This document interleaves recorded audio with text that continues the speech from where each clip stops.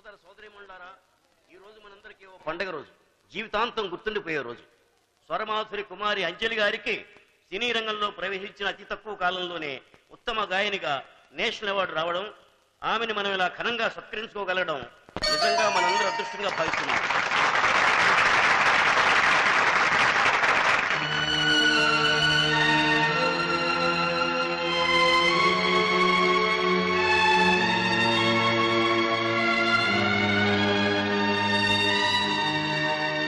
పురాణాల్లో శ్రీకృష్ణుని వేణుగానం వింటే మనుషులే కాదు పశుపక్షాదులు సైతం పరవశించిపోయేవట. కానీ ఇప్పుడు ఆ శ్రీకృష్ణ భగవానుడే ఇక్కడికి వచ్చి మన అంజలి గారి పాట వింటే పరవశించిపోవడమే కాదు, చిన్న సైజు స్టెప్పులు కూడా వేస్తాడని ఖండాబద్ధంగా చెప్తాను.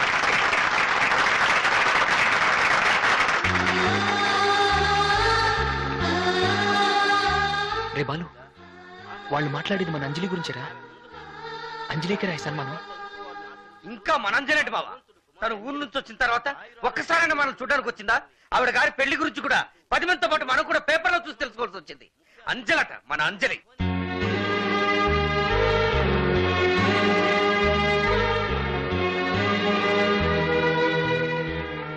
రే, నేను చెప్పేది వినరా. ఏంటి మావా నువ్వు? నీకు అసలు రోషం ఉందా? మనల్ని దొంగని చేసి అవమానించి ఇంట్లోంచి బయటికి కట్టేశారే, ఇంకా ఏ మొహం పెట్టుకుని ఆవిడ గారి సన్మానం చూస్తాం? రే, నా మాట వినరా. అంజలి గొప్ప సింగర్ కావాలని ఎన్నో కలలు కన్నాం, ఎంతో కష్టపడ్డాం. ఈ రోజు మన అంజలికే సన్మానం జరుగుతుంటే మనమే చూడకపోతే ఎలారా? ప్లీజ్ రా. రే, నా మాట కాదనుకో. ఆ జనంలో ఏదో ఒక మూల నిలబడి చూద్దాంరా. నిన్నెప్పుడు ఏది అడగలేదు, నా మాట కాదనుకరా. సరే పద.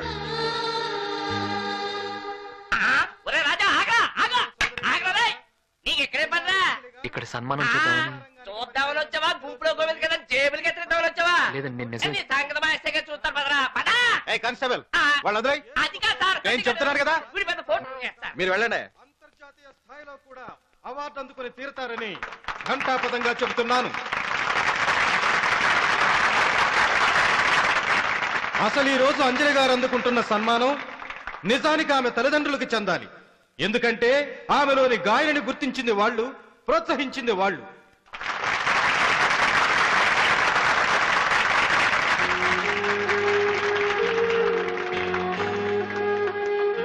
మహాజనులారా, ఆడపిల్ల పుట్టిందంటేనే గుండెల మీద కుంపటిలాగా భావించే తల్లిదండ్రులున్న ఈ రోజుల్లో చిన్నతనంలోనే తమ కూతురులోని ప్రతిభను గుర్తించి ఎప్పటికైనా తమ బిడ్డని గొప్ప గాయని చేయాలనే ఉద్దేశంతో ఎంతో శ్రమించి అంజలి గారిని వారు ఈ స్థాయికి తీసుకొచ్చారంటే నిజంగా ఆమెను కన్న తల్లిదండ్రులు ఎంత గొప్పవారో మనకు అర్థమవుతుంది.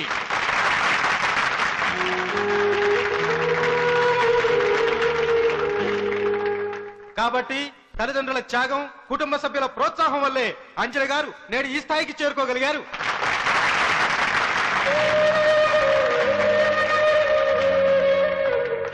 కనుక మహాజనులారా, ఇంతటి గాన సరస్వతిని మన దేశానికి అందించిన కుమారి అంజలి గారిని కన్న తల్లిదండ్రులకు, ఆమెను ప్రోత్సహించిన కుటుంబ సభ్యులకు మన సంస్థ తరపున కృతజ్ఞతలు తెలియజేస్తూ ఇంతటితో సెలవు తీసుకుంటున్నాం.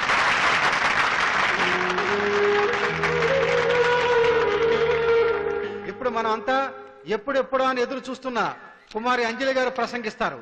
ఆ తర్వాత మన అసోసియేషన్ తరపున షీల్డ్ను బహుకరిస్తారు.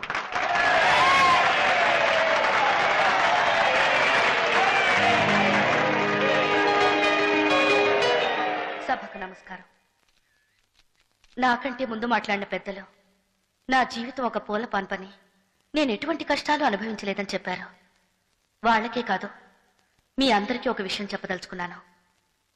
ఒకప్పుడు నేను కష్టాన్ని, కన్నీటిని తప్ప మరేమీ అనుభవించలేదు. కోనేట్లో పుట్టి పెరిగిన చేప పిల్లకి ఏరూ తెలీదు, సముద్రమూ తెలీదు. దానికి ఆ కోనేరే ప్రపంచం. ఈ అంజలి అంతే. నాకంటూ ఎటువంటి ఆశలు, కలలు ఏమీ లేవు. ఆకాశంలో ఎగిరే గాలిపటం అందరికీ అందంగా కనిపిస్తుంది. కానీ అది అలా ఎగరడానికి ఆధారమైన దారం మాత్రం ఎవరికీ కనిపించదు. ఈ రోజు ఇంతటి స్థాయికి ఎదిగిన అంజలి గురించి మీ అందరికీ తెలుసు. కానీ నేను ఈ స్థాయికి చేరుకోవడానికి కారణమైన వ్యక్తి ఎవరో నాకు మాత్రమే తెలుసు.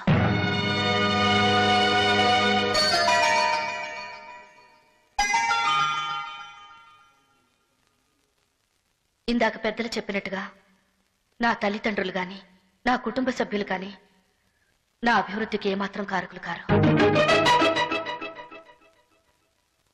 ఎందుకంటే చప్పట్లు కొట్టి పొగిడిన వాళ్ళని మనం మర్చిపోవచ్చు, కానీ చేయూతనిచ్చి పైకి తెచ్చిన వాళ్ళని మాత్రం మనం మర్చిపోకూడదు. అవునా?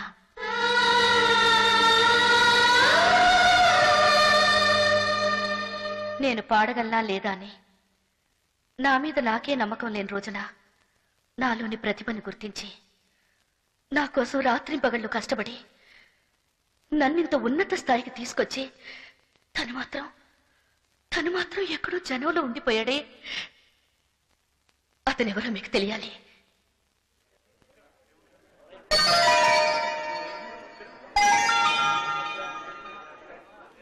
ఒకప్పుడు దొంగగా పరిచయమైన అతన్ని వాల్మీకిలా చూడాలనుకున్నాను, కానీ ఈ రాయిని అహల్యగా మలిచి తాను శ్రీరాముడయ్యాడు. అతనెవరో తెలుసా? మిస్టర్ రాజా.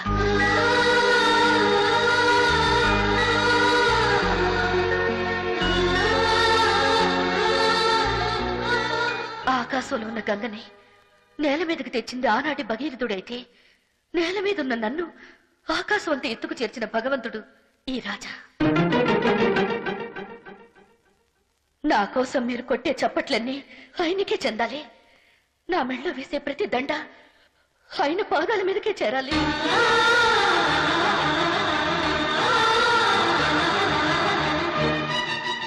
ఈ సన్మానం, ఈ సత్కారం ఇవన్నీ ఆయన నాకు పెట్టిన భిక్ష. మీరు నాకు ఇచ్చే అవార్డు ఆయన చేతుల మీదుగా అందుకోవడమే నేను ఆయనకిచ్చే గౌరవం. మీరు అనుమతిస్తే ఈ అవార్డును రాజా చేతుల మీదుగా అందుకోవాలనుకుంటున్నాను. ఆయన ఇక్కడే ఉన్నారమ్మా? ఉన్నారు, ఇక్కడే ఉన్నారు.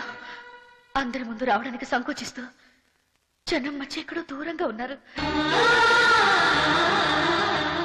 మిస్టర్ రాజా, ఈ అవార్డుని మీ చేతుల మీదుగా అందుకోవాలనుకుంటున్నాను.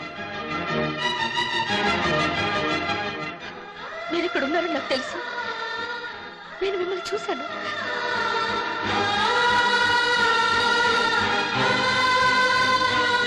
దయచేసి వేదిక మీదకి రండి. ప్లీజ్ రాజా, రండి రండి రాజా, నేను మిమ్మల్ని చూశాను. ప్లీజ్ రాజా రండి. వెళ్ళు వెళ్ళు మావా, వెళ్ళు వెళ్ళు మావా.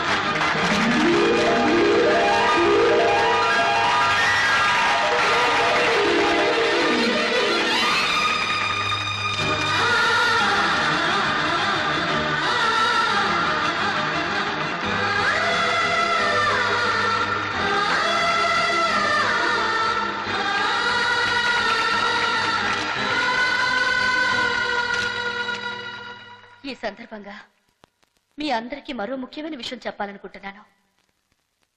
రేపు ఉదయమే నా వివాహం జరగబోతుంది. వివాహం అనేది కేవలం జీవిత భాగస్వామిని ఎన్నుకోవడం మాత్రమే కాదు, జీవితాన్ని ఎన్నుకోవడం. అందుకే మీ అందరి ఆశీర్వాదాలతో నాకు ఇంతటి జీవితాన్ని ప్రసాదించిన రాజాతో నా జీవితాన్ని పంచుకోవాలని నిర్ణయించుకున్నాను.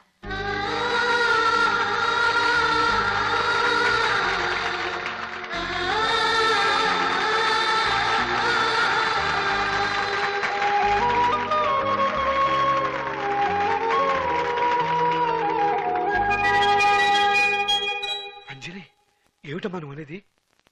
అవును నాన్న, ఎప్పుడైతే రాజా మనసులో నేనున్నానని తెలిసిందో అప్పుడే నా మనసులో కూడా రాజా తప్ప మరెవరు లేరని అర్థమైపోయింది. నేను నచ్చానా లేదో చెప్పడానికి 3 నెలలు టైం అడిగిన సంజయ్ ముఖ్యమా? అసలు నా గురించి ఏమీ తెలియకుండానే నా కోసం తన జీవితాన్ని త్యాగం చేసిన రాజా ముఖ్యమా? మీరే చెప్పండి అన్నా. ఇంతకాలం రాజా నా కోసం బతికాడు, నా భవిష్యత్తు తన ఊపిరిగా భావించాడు. మరి అలాంటి మంచి మనిషి కోసం నేను బతకక్కర్లేదన్నా.